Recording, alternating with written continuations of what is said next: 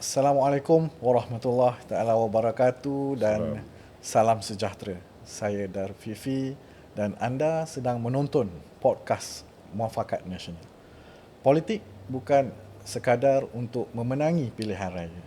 Politik adalah amanah yang besar untuk membentuk pentadbiran yang berintegriti.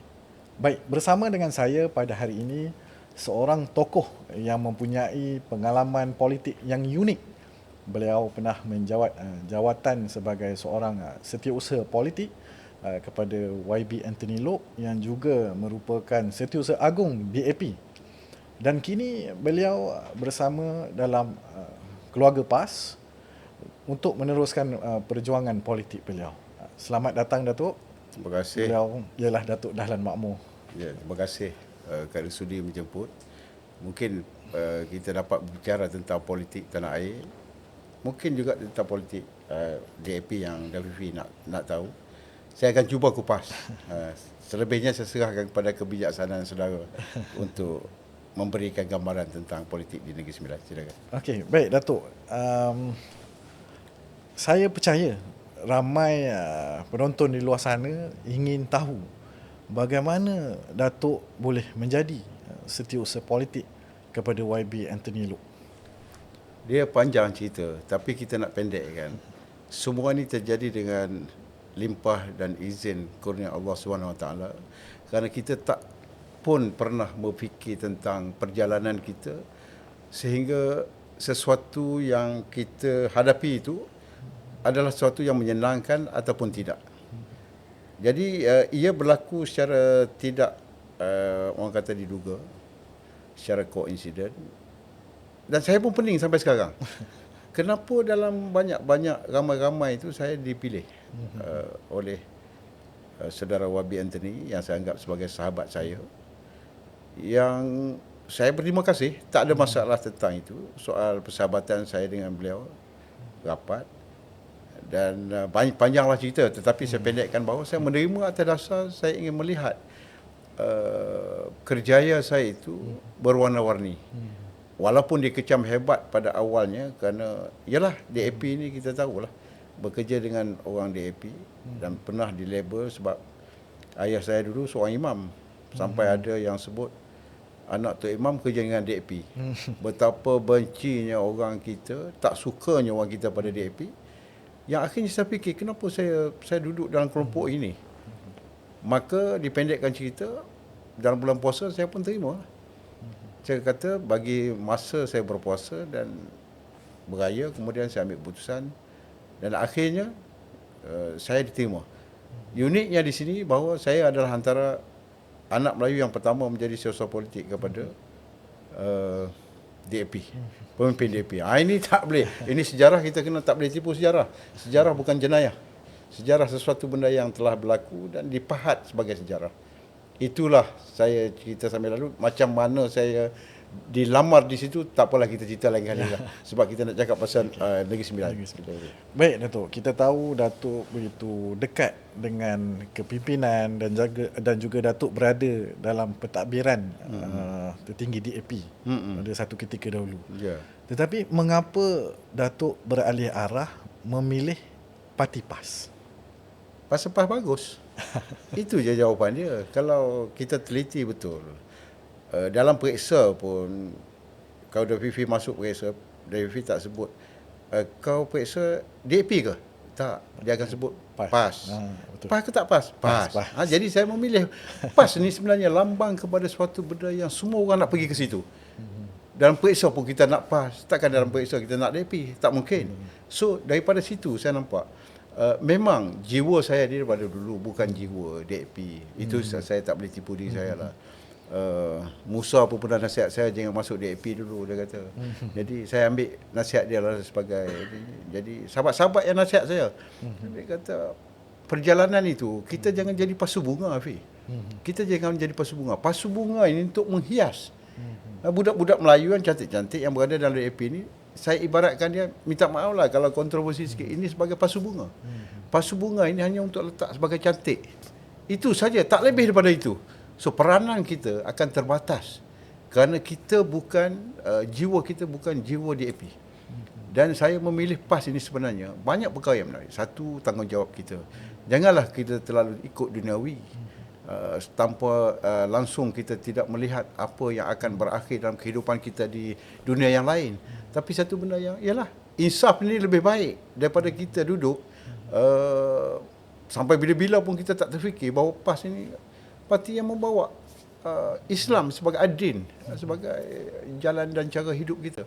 Jadi saya berfikir dan saya rasa bersalah pada keluarga sebab ayah saya, keluarga saya semua PAS. Tapi saya seorang terpelesok masa tu masuk UMNO dan akhirnya bawa lagi jauh start DAP. Jadi benda-benda ni saya fikir ke mana akhirnya saya. Dan kerana itulah saya fikir selain daripada kelebihan-kelebihan dalam PAS ini, PAS bukan parti semata-mata. Kita kena faham PAS ini dia bukan Islam tau, bukan Islam. Maksudnya PAS ini adalah sebuah parti. Parti PAS ini membawa kepada perjuangan menegakkan Islam. Syiar Islam itu kita kena faham. Tapi kadang-kadang orang letakkan benda ni dia tak faham. Dan PAS juga adalah sebuah parti dakwah. Dia bukan semata-mata nak kerja kursi, kerja jawatan, tak ada. Itu sebab dalam pemufakatan yang berlaku ni kita boleh lihat PAS ini dia tolerate dia terlalu tinggi. Tak apalah Johor kita bertanding, kita tahu kita tak kuat. You ambil, you jadi Menteri Besar. Tidak ada masalah tentang itu. Di Negeri Sembilan pun benda yang sama. PAS kata tak apa, kita bertanding 11, kita support. Kita nak Melayu Islam itu sebagai pemimpin negeri. Apa jadi kalau kata kedudukan kita, politik kita dikawal oleh pihak lain, contohnya DAP, baru duduk berapa lama dalam kerajaan, apa jadi? Itu sebab saya rasa tanggungjawab kita. Kita kena mendekati perjuangan arah membentuk negara Islam. Islam tidak zalim, percayalah. Islam adil kepada semua dan tidak pernah bila dapat kuasa tu nak menindas. Kita tengok keceriaan PAS memimpin Kelantan. Saya pada 1990 waktu PAS mengambil alih menang daripada kerajaan Barisan Nasional, saya ada di Kelantan. Saya terbabit secara langsung dalam kempen merata-rata kampung, masuk sebagai tanah merah, Gua Musang merata. Dan akhirnya jawapan yang 2-3 hari sebelum pilihan raya saya nampak bahawa kerajaan Barisan Nasional akan kalah. Kerana PAS pada masa itu diterima oleh orang-orang Kelantan. Kenapa? Kesederhanaan, kesejahteraan dan sifat tidak melampau PAS ini menjadikan orang berminat dengan dia. Itulah sebabnya saya menyertai PAS. Baik, Datuk. Pilihan raya Negeri Sembilan. Ya. Ada beberapa kerusi yang Panas. menjadi tumpuan, kerusi panas. Ya. Yang menjadi tumpuan para penganalisa politik tanah air. Di antaranya kita lihat kerusi di Don Petang misalnya, calon heavyweight iaitu Datuk Seri Jalal, Ketua UMNO Perhubungan Negeri Sembilan. Dan kemudiannya kita lihat di Don Linggi yang ditandingi oleh bekas Menteri Besar Negeri Sembilan, Menteri Besar Datuk Seri Aminuddin. Dan juga Si Kamat boleh dikatakan antara kerusi panas kerana meletakkan pemimpin kanan. Tetapi apa yang lebih menarik perhatian saya ialah di Don Cenah itu sendiri. Don Cenah ini calonnya merupakan general DAP. Dan nak suruh saya bantai dia ke? Calon ini general DAP. Dan kalau kita lihat bagaimana peluang Lok di Cenah. Nak suruh saya kata menang kan nak suruh kata kalah? Dua-dua boleh. Kalau saya sebut menang, saya akan bagi yang baik-baik lah. Tapi kalau realitinya, SK Chun yang lawan dia, SK Chun ataupun John dari MCA, dia begini, dalam politik, setakat culaan yang saya dapat lihat, peluang masih lagi terbuka untuk Lok bersaing. Tetapi keadaan yang dibentuk oleh gelombang biru ini meletakkan Anthony Lok Sifuk dalam keadaan yang cemas. Maksudnya harapan untuk dia kalah tu ada. Saya tak kata dia 100% akan kalah, tetapi nak tengok betapa kemasnya corak kempen yang dilaksanakan oleh MCA yang dicetuskan oleh anak muda ini yang berada di Don Cenah. Dia orang Cenah, John ni.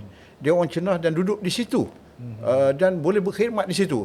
Maknanya daripada tokoh luar seperti Anthony Lok yang terpaksa bergegas ke Cenah, nak jaga parlimen Seremban lagi, Apa salahnya Don Cenah itu diserahkan kepada orang Cenah? Ini apa formula yang saya tengok. Tak salah pun sebenarnya, tetapi hakikatnya orang Cenah memerlukan orang yang sentiasa 24 jam di situ. Maka kalau kita pilih orang yang nak berkhidmat, tentu orang kita pilih orang yang dah berada di situ, yang dekat dengan rakyat tempatan.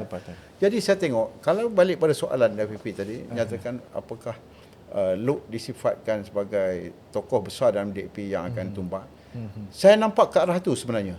Walaupun saya ni bukanlah bomoh politik, tetapi dari segi realitinya, kebangkitan pengundi-pengundi Melayu, kebangkitan orang Cina sendiri. Kita sebenarnya tidak ada masalah dengan orang Cina. Tidak ada langsung masalah kita dengan orang Cina. Sebab kita bermasalah dengan DAP. So siapa yang duduk dengan DAP itu masalah kepada kita. Itu sebab selalu saya ambil perkataan yang pernah dan selalu disebut oleh Tan Sri Anwar. Dia kata, no DAP, no problem. Apa masalahnya? So, benda ni peluang terbaik kepada rakyat di Cina untuk menidakkan kemarahan Setiausaha Agung DAP. Dan saya yakin semua orang nak tengok Luke kalah.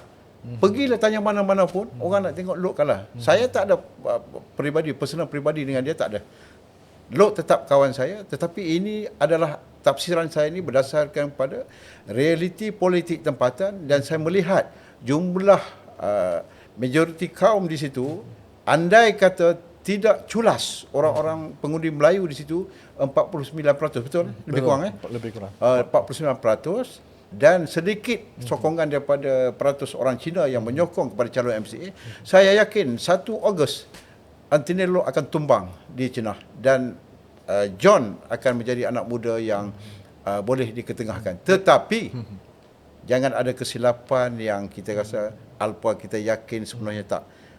Kena kuatkan lagi semangat kempen itu, dan tengok kemarahan Luke dari segi ini macam mana. Dia pun tak nak kalah. Kalau dia kalah, image DAP secara keseluruhan nak habis.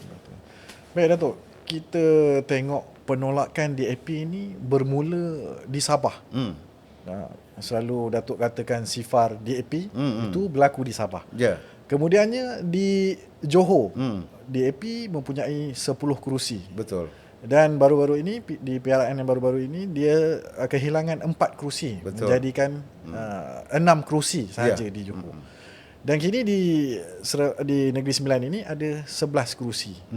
Baik, sekiranya Don Cenah itu tumbang, Datuk, apakah implikasinya kepada parti DAP itu sendiri, kerajaan perpaduan, dan juga landscape politik tanah air? Adakah rakyat akan mengharungi pilihan raya umum dalam jangka waktu yang terdekat? Saya nampak begini, di Sabah tak pernah berlaku dalam sejarah. Sejak 2004 tak pernah DAP tak ada kerusi di Don Sabah. Dan akhirnya rakyat Sabah menjayakan apa yang disebut no DAP, no Anwar. Sebab no PKR. Sebab PKR hanya dapat 1 kerusi saja. Dengan itu pun pinjam daripada Datuk Jamawi. Menang 1 kerusi saja. Nampaknya di Sabah tu memang total orang menolak DAP. Itu sebab selepas pada Sabah, saya yakin dalam beberapa podcast saya dengan Tan Sri Anwar dan ramai tokoh-tokoh lagi, saya rasa perkara ni akan melarat ke Johor. Dan terbukti DAP hilang lagi 4 kursi daripada 10 kursi yang dia menang. Maknanya 4 dalam bahasa Cinanya adalah C. C adalah mati. So dia telah mati 4 kursi daripada 10 kursi. Dan saya yakin itu akan berlaku juga di Negeri Sembilan. Kenapa? Karena saya yakin kebangkitan gelombang dan juga perpaduan ummah yang dicetuskan oleh UMNO, PN dan juga Barisan Nasional ini menampakkan bahawa kita dahagakan perpaduan. Usah main isu-isu politik. Parti-parti jangan lagi timbulkan soal perkauman. DAP jangan lagi meletakkan perkauman ini sebagai satu isu dagangan untuk menang, untuk memancing undi. Tidak. Rakyat Malaysia sama ada Cina, India, Melayu, semuanya nak ketenangan. Kerana itulah dalam PAS kita membentuk, bukan kita lah maknanya ahli, saya sebagai ahli biasa, kita membentuk satu pakatan yang tidak rapuh. PAS meletakkan soal politik matang politik sederhana dan politik dalam kesejahteraan. Kita nak bentuk ini. Apa guna kita dapat kuasa tapi rakyat berterabur. Jadi ini sebenarnya perangai buruk DAP yang harus dia ubah. Saya berani katakan sini bahawa soal mungkin peribadi Lok berbeza dengan Ngakomeng. Lok lebih lembut. Sepanjang saya mengenali beliau, Lok bersifat sederhana sebenarnya. Tetapi sederhana tidak cukup dalam politik. Apatah lagi mewakili parti seperti DAP, dia kena tunjuk dia garang, dia kena tunjuk dia cetuskan isu yang boleh memanggil pengundi-pengundi menyokong mereka. Ini yang dilakukan oleh Ngakomeng dan akhirnya Ngakomeng berjaya. Maka tenggelamlah sikit sebanyak Lok. Walaupun dia berjawatan siasat agung, nampak dia kurang popular berbanding dengan Ngakomeng. Betul, saya setuju. Okey, Datuk. Perikatan Nasional dan Barisan Nasional. Di Johor, kerjasama ini dilihat agak Sorok-sorok. Sama-sama. Kecuali pemimpin PAS yang mengeluarkan kenyataan mengarahkan pengundi-pengundi Perikatan Nasional untuk mengundi calon Barisan Nasional di tempat yang tidak ditandingi oleh Perikatan Nasional. Tetapi di Negeri Sembilan ini kita lihat kerjasamanya lebih terbuka, di mana pimpinan tertinggi Barisan Nasional dan juga Perikatan Nasional ini berada sepentas. Ini unik, Datuk, bagi saya, kerana di Kerajaan Perpaduan, Barisan Nasional masih lagi bekerjasama dengan Pakatan Harapan. Jadi apa pandangan Datuk tentang penyatuan ummah yang dibawa oleh Perikatan Nasional dan juga Barisan Nasional ini? Adakah ianya akan memberi satu perubahan kepada Kerajaan Negeri Sembilan? Baik, saya sebenarnya nak balik kepada sejarah silam yang mana mufakat nasional ini dicetuskan oleh tokoh yang saya hormati. Tan Sri Anwar Musa merupakan tokoh awal yang membangkitkan roh perjuangan dalam mufakat nasional. Dan terbukti mufakat nasional ini merupakan winning formula ataupun kita sebut sebagai formula Malaysia. Terbukti kalau pilihan raya kecil susah bagi parti pembangkang nak menang kalau berdepan dengan kerajaan. Ketika PH 1.0 kita lihat mufakat nasional ini berjaya menewaskan calon-calon daripada parti kerajaan. Cameron Highland, Semenyih dan sebagainya yang saya masih ingat. Berpeluk-peluk orang PAS, Tanjung Piai umpamanya, orang PAS nak kempen untuk UMNO pun rasa segan. UMNO nak kempen atau BN nak kempen pada PAS pun dia rasa segan. Maksudnya masih lagi segan silu. Tetapi akhirnya calon yang diletak adalah daripada MCA, calon Cina, tapi PAS. Sebuah parti yang terbuka, yang meletakkan soal darjat kesetiaan kepada gabungan itu begitu tinggi, tetap memberi laluan kepada Wee Seng untuk menang di Tanjung Piai. Apa lagi yang nak mereka katakan tentang PAS? PAS bukan parti perkauman. Kalau dia fikir kaum, dia takkan letaklah, takkan terimalah Wee Seng walaupun daripada MCA. Ini uniknya PAS dalam perjuangan parti politik tanah air. Baik, berbalik kepada soalan Dewi tentang Johor, sorok-sorok. Kita nak pilih isteri pun, kita intip, kita pergi risik dia, tak terus kita langgar tembok. Kalau langgar tembok balik dari bekak. Ini perjalanan kehidupan. Soal berparti juga begitu. Mungkin di Johor itu kita tanam pokok. Kita tanam pokok, kita baja pokok, kita semai dia, kita jurus dia. Buah tak makan di Johor tapi. Buah kita makan di Negeri Sembilan. Maknanya masa yang ditetapkan itu membolehkan kita mengkaji buruk dan baiknya, dan kepimpinan BN Barisan Nasional mempunyai pandangan tertentu tentang kemahuan rakyat bawahan, grassroots untuk meletakkan soal perpaduan ummah ini di tempat yang pertama. Saya yakin cetusan yang diadakan di Johor itu menampakkan hasil yang cukup luar biasa, walaupun PAS kebetulan sebelum itu hanya ada satu kerusi dan akhirnya kalah. Tak apalah, kerana PAS Johor bukan state based PAS.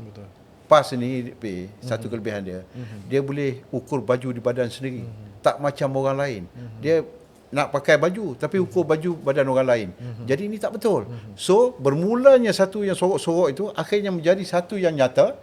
Saya yakin di Negeri Sembilan ini akan membuahkan sesuatu yang paling mengejutkan kita kerana itulah kehendak akar umbi, dan saya yakin buah akan kita makan di Negeri Sembilan pada 1 Ogos ini dengan kebangkitan kemenangan perpaduan ummah ini antara BN dan PN yang kita cetuskan sejak awal, dan ia menampakkan bahawa rakyat menolak PH, rakyat menolak DAP kerana mereka banyak menimbulkan soal-soal isu-isu perkauman, dan ini menjadi isu dagangan yang sudah pun ditolak secara total oleh rakyat Malaysia.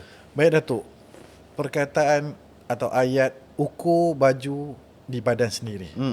Jadi saya nak tanya kepada Datuk tentang peranan bersatu dalam PRN Negeri Sembilan ini. Apa Pati? Bersatu. Oh, ada lagi? Ada. Oh. Saya sebenarnya saya tak nak respon pada, saya ambil pendekatan sama macam bos saya Tan Sri Anwar, dia pun tak nak respon tentang bersatu kerana patutnya dia serang PH lah dengan DAP. Dalam pilihan raya Negeri Sembilan ini sepatutnya dia serang parti kerajaan lah, dia pembangkang. Tapi dia alih tiang gol. Ni baru alih tiang gol ni sebenarnya. Dia alih tiang gol, kita tak boleh nak skor dia skor kita. Dia skor sendiri. Buat lari memanjang tiang gol. Ini penyakit dalam bersatu. Saya singgah sekejap dalam bersatu dan saya nyatakan bahawa tidak selesa dengan keadaan itu, dan saya yakin mungkin ramai nak marah. Termasuklah sahabat kita Tun Faisal yang bertanding di Sikamat. Ini satu lagi ni, kan? Biarlah dia nak marah pun tak apa. Kita main golf sekali, tapi dalam politik kita berbeza pandangan. Tapi Tun Faisal kena tahu, berbeza pendapat bukan bererti kita tak boleh bersahabat. Betul. Jadi ini saya yakin bahawa bersatu ni telah melanggari satu adat berkawan, dan akhirnya dia bawa diri dalam keadaan yang benda tu boleh perbaiki, tapi nampaknya dia lebih ke depan. Kata lajak laju semua ni, dia laju daripada kita. So apa boleh buat? Kerana ini kemahuan mereka, dan saya yakin bersatu dia bertanding 24 kursi. 24 kursi pun dia akan hilang deposit. Dia akan hilang deposit. Itu pandangan saya. Jangan marah orang bersatu. Sebab saya memang anti benda-benda perpecahan ni. Jadi kalau kita lihat tu, peranan bersatu ini kalau menurut Datuk hanyalah sebagai pengacau, pemecah undi. Pengacau. Tak ada kesan pun. Dia kacau-kacau gitu ya, dia tak ada kesan. Sebab ialah kita tahu orang ni kalau nak bertanding, saya tak kata bersatu sajalah. Kalau dia nak bertanding, dia bertanding lah 24 kursi ke 25 kursi ke. Macam mula-mula di Johor orang kata, macam mana PAS nak jadi kerajaan? PAS bertanding 11 kursi. Yalah, PAS pun dah cakap dia tak nak jadi kerajaan. Sebab tu dia bertanding 11 kursi. Tak faham lagi itu. Kalau bertanding untuk jadi pembangkang, kata dia, buat apa bertanding?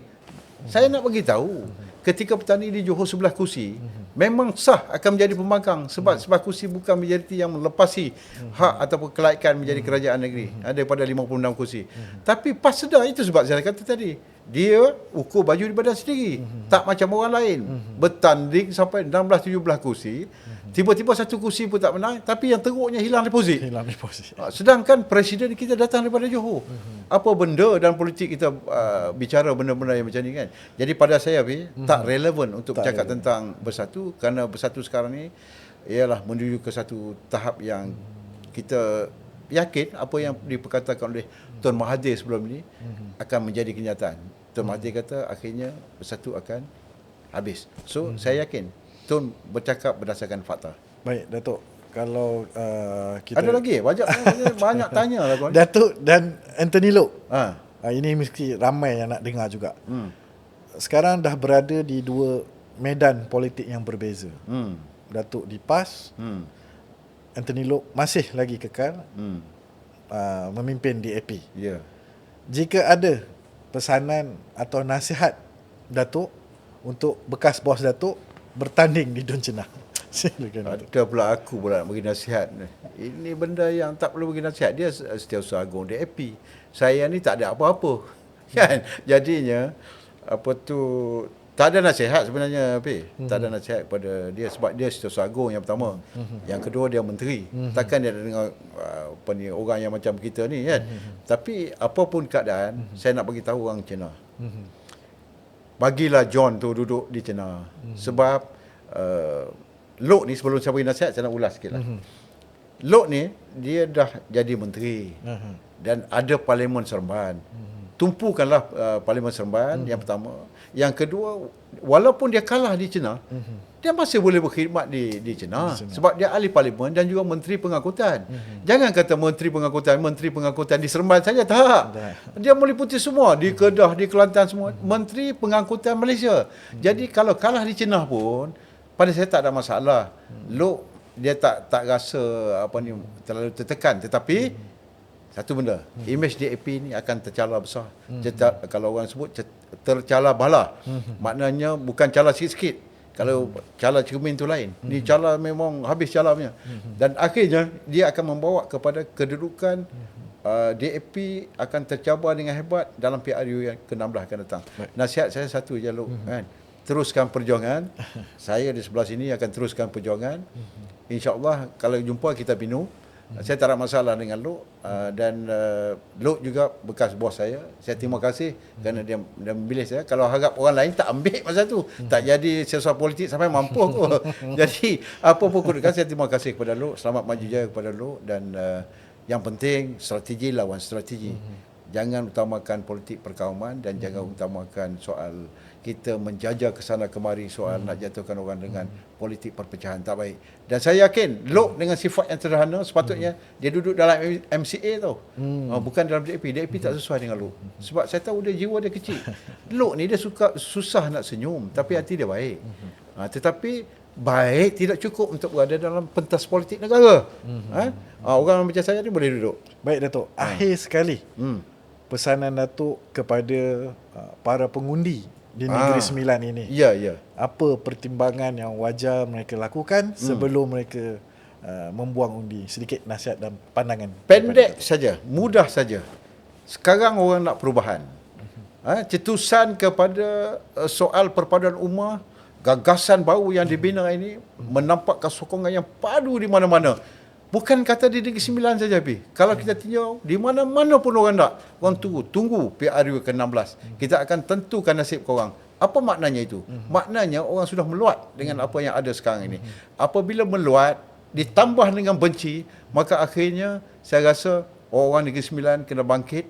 Jaga Negeri Sembilan sama-sama. Saya orang Kedah, tapi boleh cakap Negeri Sembilan. Tapi saya lihat orang Negeri Sembilan cukup matang, cukup baik, cukup bijak. Di mana-mana ceramah yang saya pergi mengikuti perjalanan ceramah Tan Sri Anwar Musa, kita nampak semua dokongan ini daripada semua pihak. Mereka akan ubah pimpinan kerajaan Negeri Sembilan dan saya yakin banyak kursi panas ni akan rebah. Termasuk juga beberapa individu yang berada dalam kursi panas ni akan tumbang, macam Tok Min. Tok Min ni orang yang baik. Saya pun kesederhanaan dia saya terima sebagai, tapi dalam politik itu tidak cukup untuk kita mempertahankan dia kerana soal pentadbiran, soal keikhlasan, soal kemajuan negeri itu lebih penting. Dalam hal ini Perikatan Nasional bersedia untuk menjadi jambatan juga kerajaan yang menentukan soal pembangunan negeri dan sebagainya. Saya yakin rakyat Negeri Sembilan akan undi Perikatan Nasional, PAS dan Barisan Nasional. Baik, terima kasih Datuk Dahlan kerana Sama-sama. sudi meluangkan masa bersama-sama dengan kami dalam Muafakat Nasional ini. Di sini kita tidak bercakap untuk mencari siapa yang paling kuat berhujah, tetapi kita mencari jawapan yang memberi manfaat kepada rakyat.